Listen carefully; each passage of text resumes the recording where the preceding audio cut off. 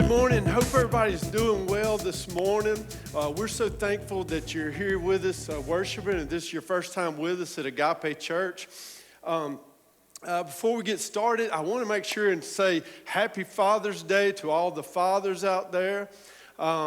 Also, I want to just remind you, just like Gabe said, we've got a mission team that's in Italy right now. I think they come back, my understanding is Wednesday.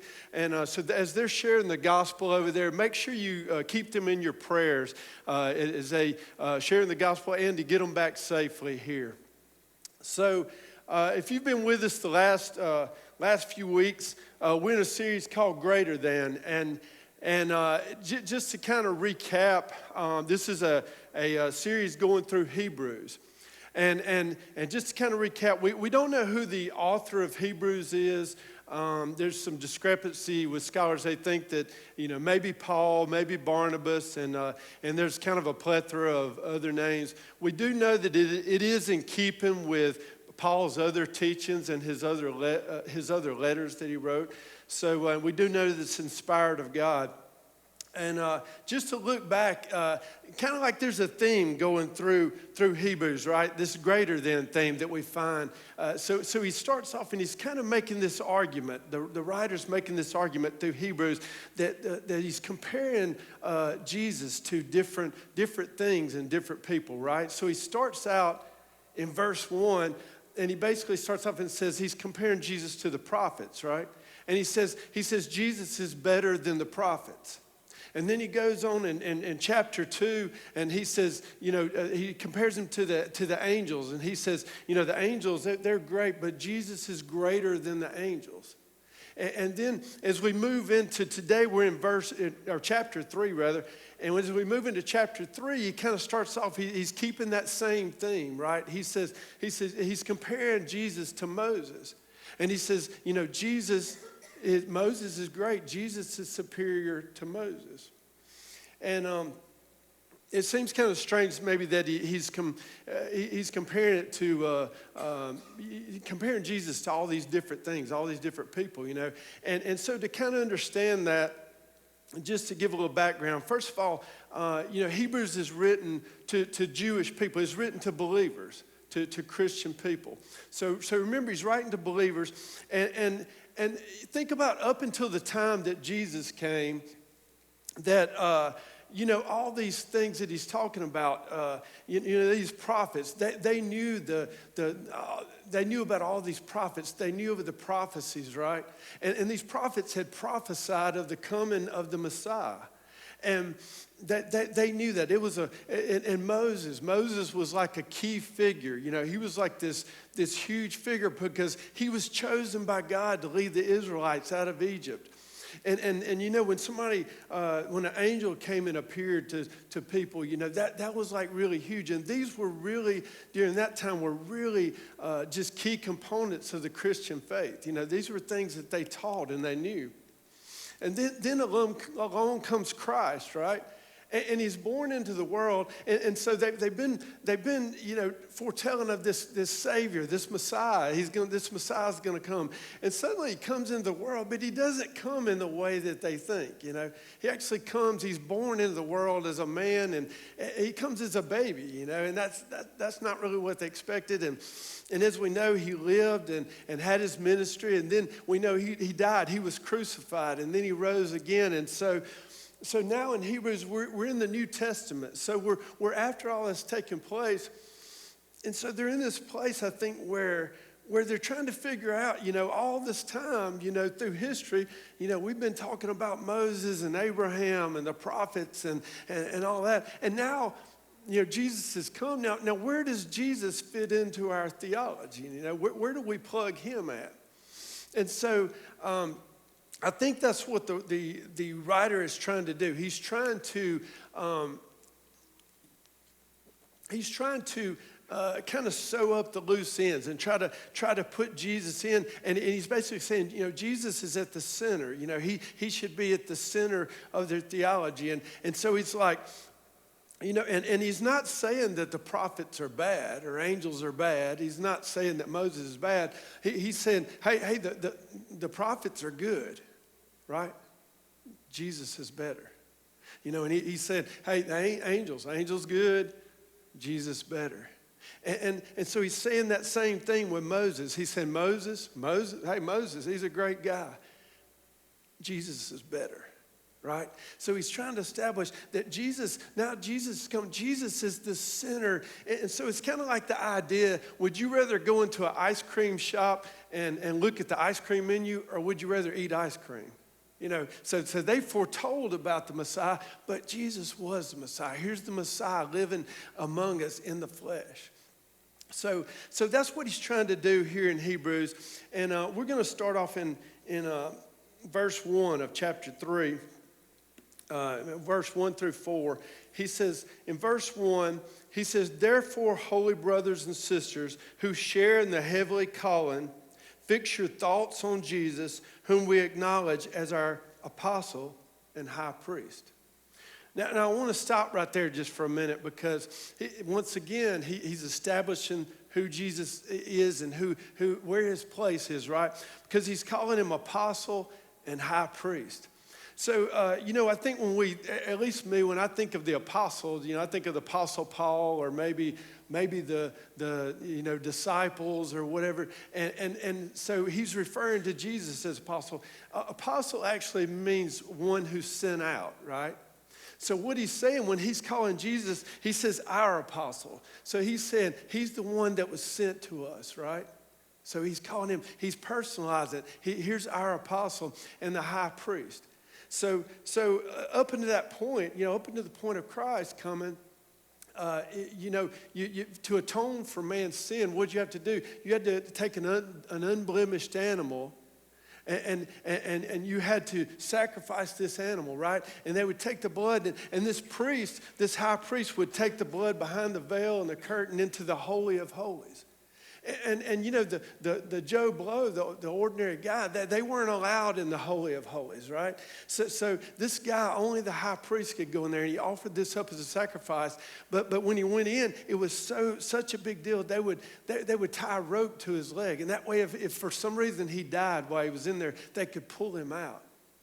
So basically, the high priest he was like a go-between. So see, I couldn't go directly to God. I had to go through the high priest, right? So he's kind of the mediator between me and God, right? Well, see, the author here is calling, he says, he's calling Jesus our high priest. So he's basically saying, you know, from here going forward, the high priest is Christ. See, he's saying he is the mediator between man and God. We no longer need this priest to go in the Holy of Holies. We have a direct connection to God. So he's establishing Jesus' position. And as we read in verse 2 through 4, it says, he was faithful to the one who appointed him, just as Moses was faithful in all God's house. Jesus has been found worthy of greater honor than Moses, just as the builder of a house has greater honor than the house itself. For every house is built by someone, but God is the builder of everything. So, has anybody ever built a house or known somebody who was building a house? I'm sure everybody in here has known somebody who's built a house before. What is the first thing when you start talking about, they start telling you about their house, what is generally the first thing that they tell you? They tell you who their builder is, right? And even if they're building it themselves, they'll tell you that. But they're going to tell you who their builder is. And as I'm thinking about that, it's like, you know, if you're going to build a house now, you're probably talking about, what, $200,000 to $500,000, this huge investment, right? And so most people don't just go and get a loan and then just walk into Lowe's with some cash and be like, hey, look, the first guy they run into say, hey, I'm looking for somebody to give this money to build me a house. You know, are you interested? You know, that's not the way it works. We do know a lady who was trying to build a little carport, little shed, and she did that very thing. She didn't know who to call, so she started walking in Lowe's and asking people, and she got a lot of guys that came out and took her money. But after about 6 guys and about $15,000 later, she didn't have a shed. There's just materials laying everywhere. So there's a reason why a good builder has a good name, right? Because he's going to have the best electricians working for him, right? A good contractor is going to have the best sheetrock guys. And if I'm spending that kind of money on a house, I want to make sure that the floor's level, right? I want the walls to be plumb and square. And I don't want to look down the sheetrock wall and see this, that, I don't want to see where hey, if they're good, you're not going to see those seams in the sheetrock. It's going to be all smooth. And so for that reason, when somebody, when they're building a house and they tell somebody, who's building their house, it gives value to the house, right? Because they say, that house has got to be well built because you've got the best builder. And so what he's saying here, in his illustration, basically, Moses is the house, right? So Moses is the house, and Jesus is the builder of all things. And he's saying the house doesn't, the house is great, but Jesus is what gives value to the house, right? So you with me this morning? It's basically the idea that, the same thing is like no student's greater than their teacher, right? That same principle. So he's just continuing this same theme of establishing, Jesus is where it's at. Jesus is at the center. And then we go into verse 5 and 6. And he continues that same thing. It says, verse 5 says, Moses was faithful as a servant in all God's house, bearing witness to what should be spoken by God in the future. But Christ is faithful as the Son over God's house. And we are his house if indeed we hold firmly to our confidence in the hope in which we glory. So he's making further, he's just making one analogy after another, right? So now he's comparing the servant versus the son. Now if there's somebody here who owns a business, and let's say you've got this employee, right, who is just, let's say Kelly Pugh. Let's say Kelly's got he's got an employee. He's got a business, and he starts up this business. He's got this employee who's just jam up. I mean, they show up on time. It's the kind of guy you can just leave, and they will get the work done. And is he going to value that employee? Yeah, he's going to value him. That's how you build a good business, right? Off of good employees. But now how's that employee going to stand up to Jarrett? There's no way, like your son, what's the saying, blood's thicker than water, right? So it doesn't matter that son is always going to hold a higher position, hold more value than that employee. And once again, he's making this analogy between Moses and Jesus. He said, Moses, he's a good servant, but Jesus is a good son. So we've gone through these first few verses where he's just keeping in that same thing. He's establishing, Jesus is better. That better than thing. Hey, he's better than the angels. He's better than the prophets. He's better than Moses, right? And so as I'm thinking through this, I was thinking, how does that really apply to us today? Jesus, how can we, Jesus is better than. How can we kind of apply that? And the thing that kept coming back to me is, we live in this age where kind of the age of mega churches, right? There's a lot of mega churches. There's a lot of really big churches, and people tend to flock to them, and which is good. But sometimes I think there's churches that they become built on personality and charisma. And we can easily become followers of a pastor. We hear a good message, we connect to that message, and man, we're going out and we're telling people, we're like, man, you got to come to my church. My pastor's awesome. Man, he's the best. He can bring it. You need to come here. And boy, we got the greatest pastor ever. And if we're not careful, our focus becomes off of Christ, and our focus becomes on that pastor. And sometimes it can be our church. We can have the greatest church with the greatest programs. It makes me think back in the 80s around here. And I don't know, maybe this was everywhere, but there seemed to be this the whole every church around was building family life centers. That was where it was at. You know, if you didn't have a family life center, you didn't have it going on, right? So and they'd go and put this metal building up, and what would they have? Like it was like the basketball gym, but then you could also skate in it, and they'd have the poles with the tires on them. You know, you can make the volleyball net, and then they'd have the cooking area, you know, kitchen area attached to it and all. And that's really awesome. There's nothing wrong with that. But I think sometimes when I think back on that, I kind of refer to it as a Field of Dreams mentality, you know, like in the movie Field of Dreams. If we build it, they'll come, right? If we build this facility, surely, hey, we got to do something to get all the families with the young kids. You know, it's a ploy to try to get new people and younger people in the church.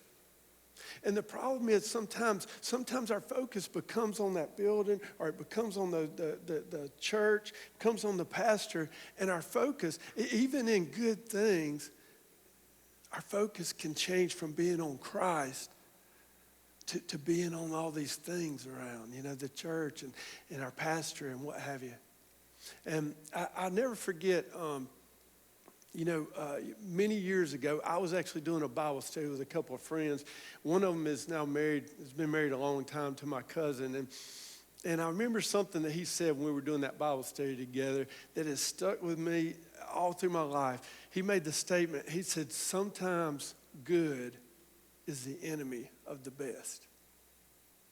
Let that sink in. Sometimes good is the enemy of the best. Sometimes what we have around us are good things. You know, I hope if you're here at Agape Church, I hope, hey, we got a great pastor, Pastor James and Pastor Jeff. We've got some great leadership. But I think what this author's saying to us is, hey, Pastor James and Pastor Jeff are jam up. Jesus is better. Agape Church, I hope that if you're a member at Agape Church, I hope you love it. If you're visiting with us and you have a home church, I hope you love your home church and your pastor. But Agape Church, as great as it is, Jesus is better. And I think that's what he's saying to us today, is we need to keep Jesus at the focus, at the center of our lives, you know, not let anything distract us from that. So he's going through this theme of you know, better than. And once we get to verse 7, I feel like he kind of turns a little bit of a corner. You know, he kind of takes a left turn on us then. And so verse 7, he says, he's given this warning against drifting away, right? He says, so as the Holy Spirit says, today, if you hear his voice, do not harden your hearts as you did in the rebellion, during the time of testing in the wilderness, where your ancestors tested and tried me, though for 40 years they saw what I did. That is what I was angry with that generation. I said, their hearts are always going astray, and they have not known my ways. So I declared an oath in my anger, they shall never enter my rest. And so most of you know, he's actually in part of this, he's quoting another scripture there, and he's actually going back to when the Israelites were in bondage in Egypt, right? So they were enslaved in Egypt for 400 years. 400 years.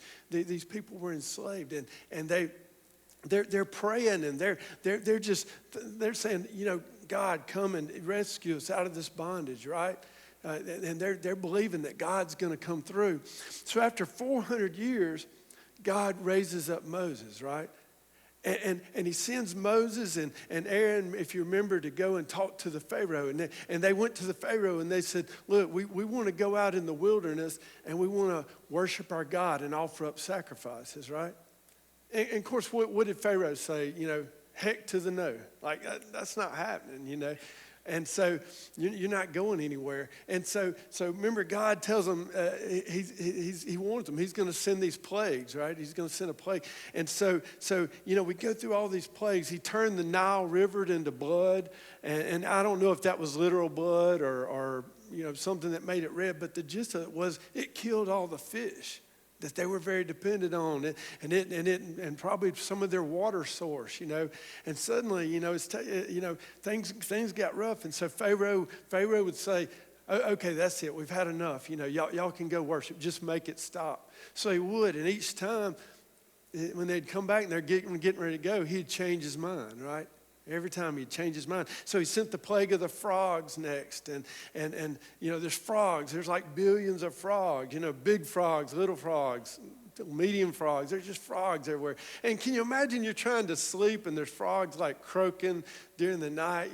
Probably nobody's getting any rest. And he said, hey, make it stop. And it just repeats this cycle. And I noticed that like the frogs didn't just disappear, they died, right? So now you got the smell, the stench of fish and frogs, and then he sends gnats and lice and flies, and then the life starts dying. So you start getting this picture, there's just death everywhere, stuff's dying, and that smell of just death, dead animals, it's just everywhere. And then they're probably at that point, they're like, man, we're down to it, what to eat, and everything's really nasty. And then he sends hail and locusts, which take out their crops. And so, and then he sends the darkness, and it's just a really bad time to be in Egypt if you're an Egyptian. It's just coming one after the other. And finally, we know that the last plague was the Passover, right? And that's where he tells the Israelites, he said, take this blood of the unblemished animal and put it over you're going to put it on the top and the door, the frame of your door. You're going to put this blood over it.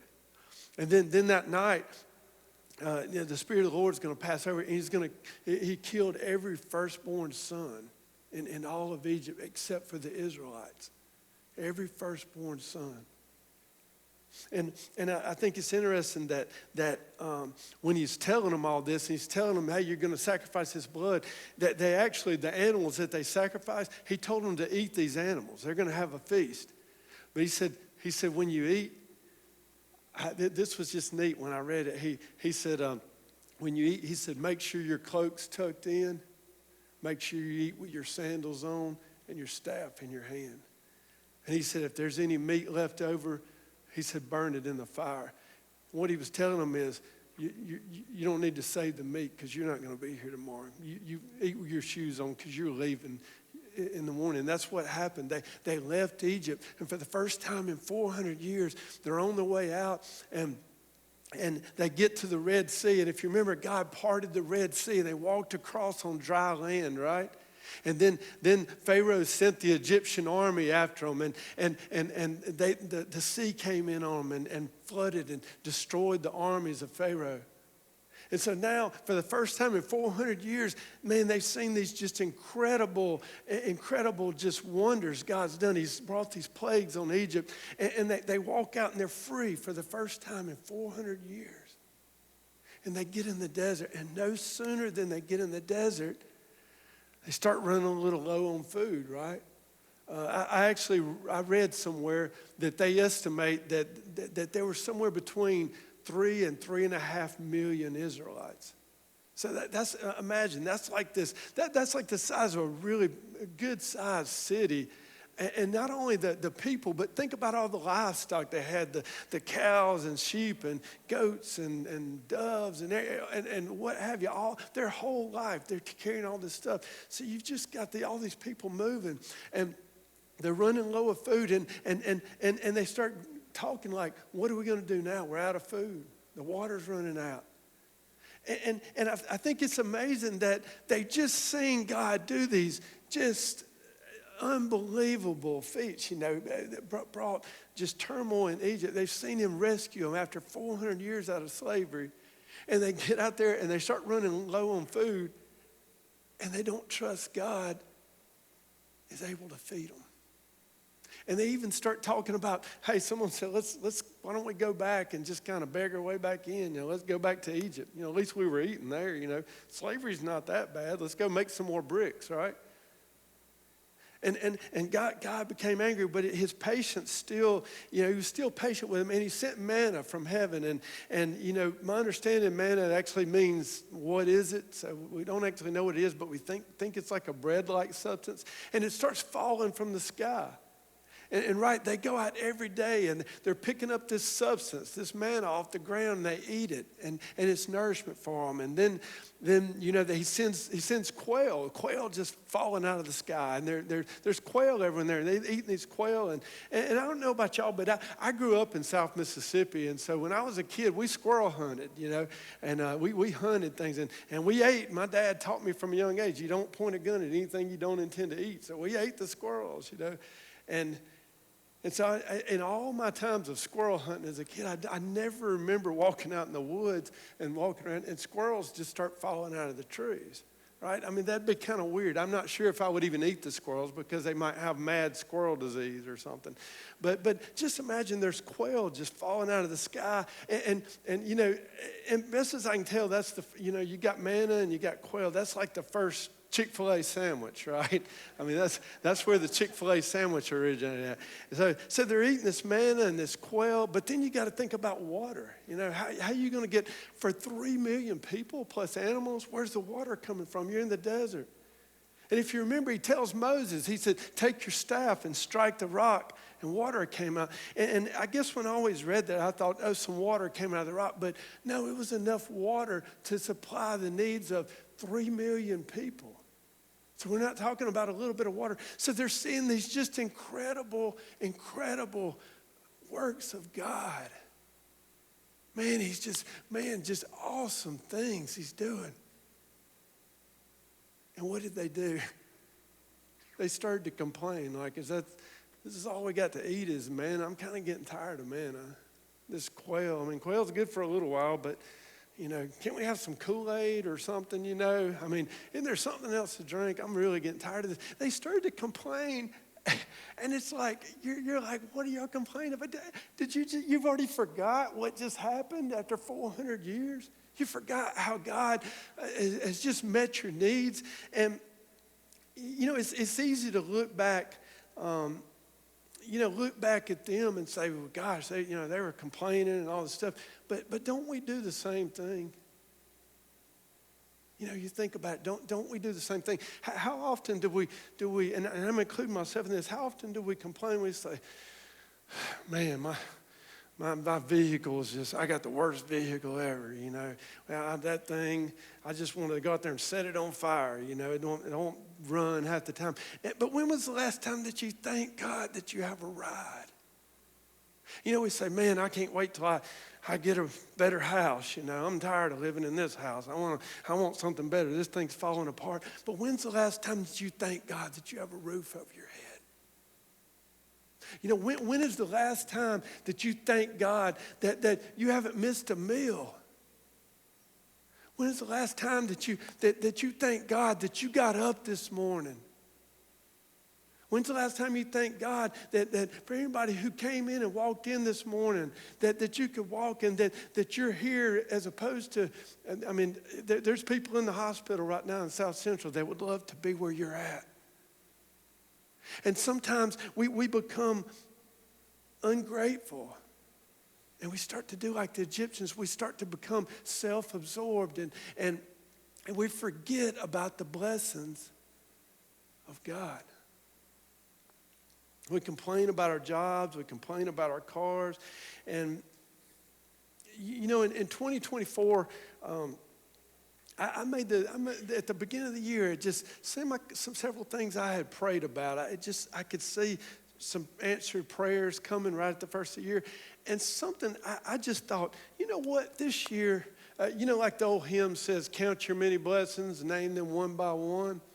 Well, I kind of started thinking about that. I was like, I'm going to try to this year, every time I'm blessed, I'm going to try to acknowledge that, I'm going to try to thank God every blessing.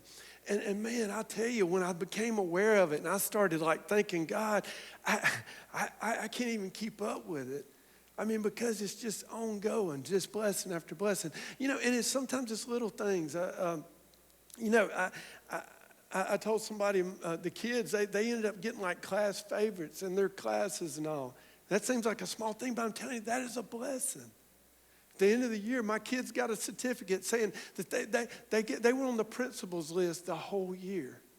The whole year. They were on the principal's list. They got a certificate.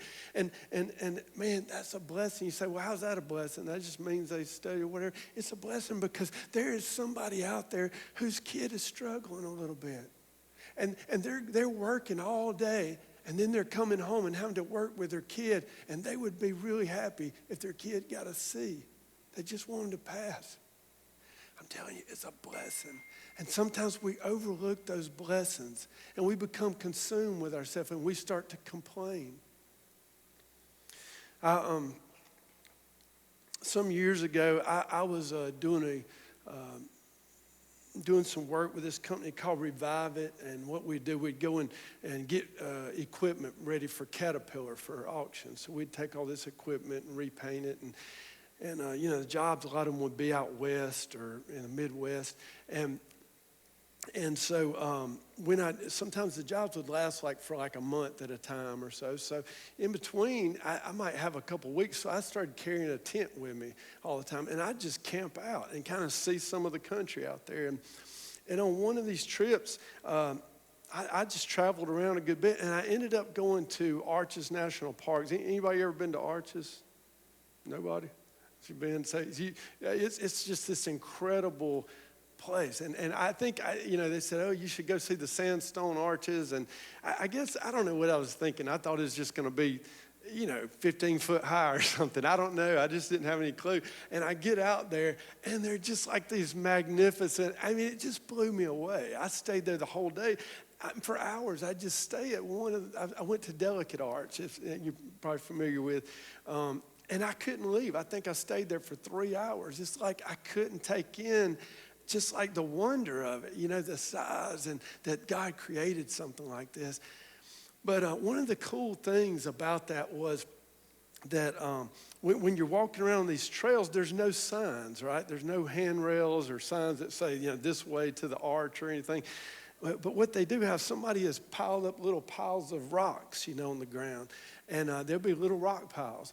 And it took me a while to kind of catch on. It's like, well, where do I go? And then I started looking, and I was like, that's weird. There's like a pile of little mound of rocks. And so you'd walk to one of those rock piles, and I'd look way off in the distance, and I'd see another rock pile.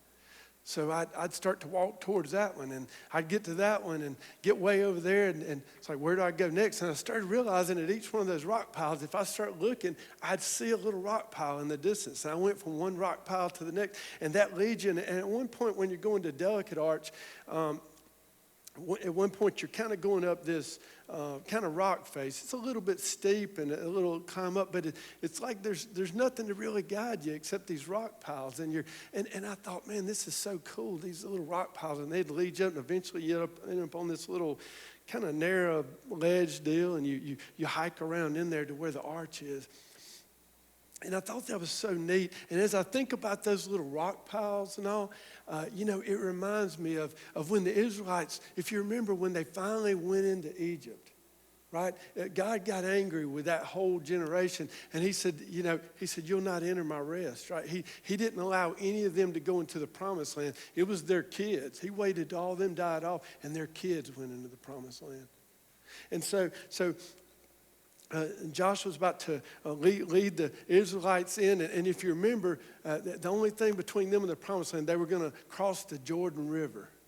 And they crossed the Jordan River on dry land and stepped into the promised land that God had for them for the first time. But when they came across that river, he said, when you come across, he said, tell the priests of the 12 tribes of Israel, he said, tell them to pick up a rock out of the middle of the river. And he said, when you get to the other side, I want you to build an altar, right? Build a monument to commemorate what God did. And so they did. They built this. They went over there and they took these stones and they built this monument, this rock pile.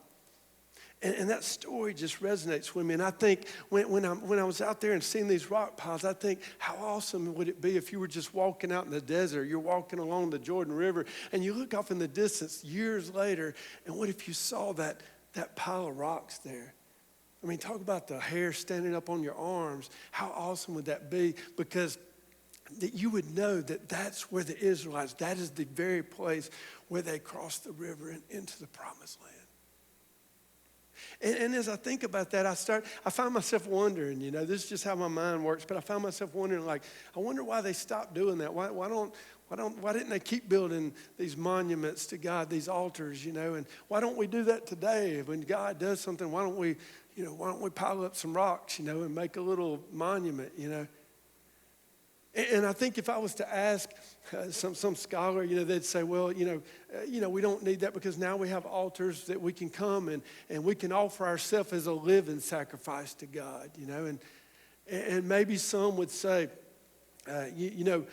Jesus came and he died. So now the altars where we burn the sacrifices to God are more insignificant because Christ has become the sacrifice. And while those things would certainly be true, I've got a whole nother theory about why we don't, when God does these miraculous things and sends these blessings to us, why we don't build altars anymore to God. See, my theory is the reason why we don't build altars to God every time that he does something incredible in our life is because there aren't enough rocks. God has blessed us, and he has blessed us, and he has blessed us over and over and over again. He's the giver of all things good. And if we're not careful, if we're not focused on Christ, if we allow the things around us to overwhelm us, we'll get to where rather than counting those blessings, we'll start complaining, just like the Israelites did. And if we want to enter that place of rest with Christ, we need to live in those blessings. We need to count those blessings. Gabe, if you want to come up. This morning, maybe as we're closing, maybe some of you this morning might find yourself in that situation. Maybe as you're hearing that, maybe that resonates with you, right? Maybe you think about what you talk about every day, and maybe you find yourself being more of a complainer than having a heart of thankfulness.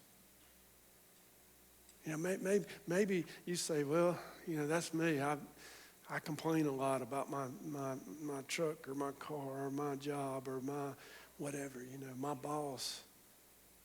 Maybe that's where you're at this morning. Let me tell you, if that's you this morning, then you're in the right place. Gabe's going to play in just a minute, and I want to invite you. Maybe this morning, like we talked about, maybe other things, and maybe it's church or a pastor, but maybe it's other things. Maybe it's your job. Maybe it's sports. Maybe it's Facebook. Maybe something is taking that place where God should be, where your focus should be on God. And if that's you this morning, I want to invite you down to this altar this morning. This is just a stage. It's nothing special, but it is a place where you can come and kneel before God. It's a place you can come and talk to God. And too often we sit in our seats and all, but there's something to be said about being willing to kneel and make myself humble before God. There's something about saying, God, I messed this up. I need you to fix me again. I need you to help me, God. And when we take that posture, where we're willing to get on our knees, man, I think he answers us. For some of you this morning, maybe as you're hearing this, and hearing about, maybe you're thinking, I don't really have this relationship with God. I've never encountered God. And if that's you this morning, I want you to know that you're also in the right place. If you come down here and talk to me, and man, I'd be more than glad to talk to you. We've got a number of people. This is a loving church. There's a number of people who we would love to talk to you about Christ. And lastly, maybe you just need prayer. Maybe you got something going on. Hey, that's what we're supposed to do. We're supposed to lift each other up in prayer. So maybe this morning you need prayer. You've got something that's burdened you in your life, a situation, maybe a health concern, whatever it may be. And you just need prayer. You're not in the right place spiritually. Whatever, anything you need prayer for, I want you to come down and me or somebody will pray with you. I promise you, there's a lot of praying people in this church, and there's people sitting here that would be glad and that they would welcome the chance to pray with you. So right now as Gabe plays, I'm just going to let him play for a couple minutes and give you time. If anybody wants to come and this altar's here. If anybody wants to talk, if anybody needs prayer, I want to invite you down front.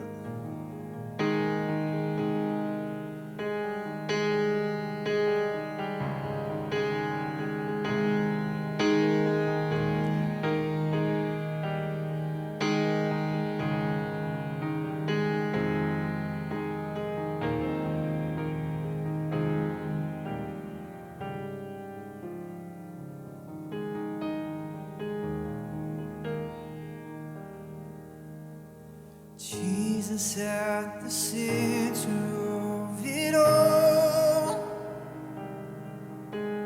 Jesus at the center of it all. From beginning to the end, it'll always be, it's always been you, Jesus. Jesus. Jesus,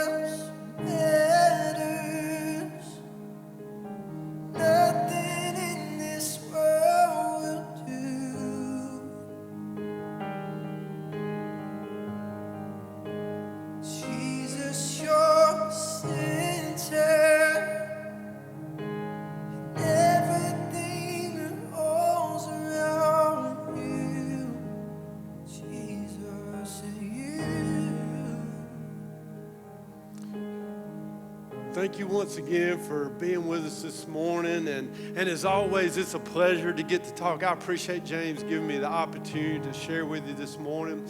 I believe that we have something for all the fathers this morning, but I'm gonna pass off to Gabe now because I don't know that for sure, and I don't want to lie to you this morning. Thank y'all for listening to me this morning. Yes. We do have something for fathers out there, so if you guys will, on your way out, you can stop by and grab that. Also, if you have a kid who's interested in going to Uncommon Conference, you can please reach out to me after service, and we'll help get you signed up for that. I think the fee for it is maybe $300, but we can get you signed up and all that. And then finally, we have 6 ways to give at Agape. One of those ways is in the back. And other than that, you guys are good. We're so happy to have you. You guys are dismissed. Thank y'all.